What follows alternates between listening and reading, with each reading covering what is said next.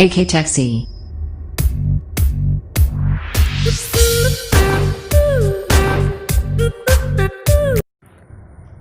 Hello friends, welcome to my channel AK Taxi na adom taram nokchari ngasi ge video sidi koi WhatsApp ke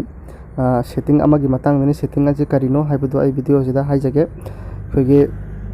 message WhatsApp ta message thana matamda koi sidagi zum WhatsApp ta ge direct changa ga si message thanai ado message thana bisi koi ge sida ai ga message thana ga doriba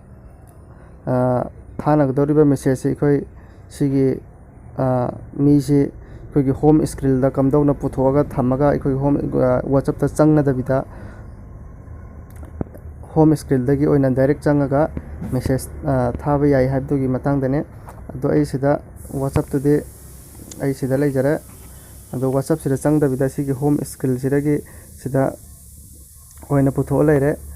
ado sida puthoga sumina sida message thana ri se si kam dawna thana gani habdu gi matang dane ado Hojiki setting do enable taunabagi damakta ikhoina na adomna message thana gadoriba mi tugi chat to da changbirani ado chat to changbira matungda magi chat to gi nakan da ikhogi message adonga message thana riba adu tugi nakan sida ikhogi 3 line dot line na mathakta ama leirije sida nambirani sina mama matungda sigi more aina leire more sina nambirani adu matungda sigi add shortcut aina leirije sida nambira matungda nambirani ado hojiki khoina aina enable tawgiba photo sida leire ado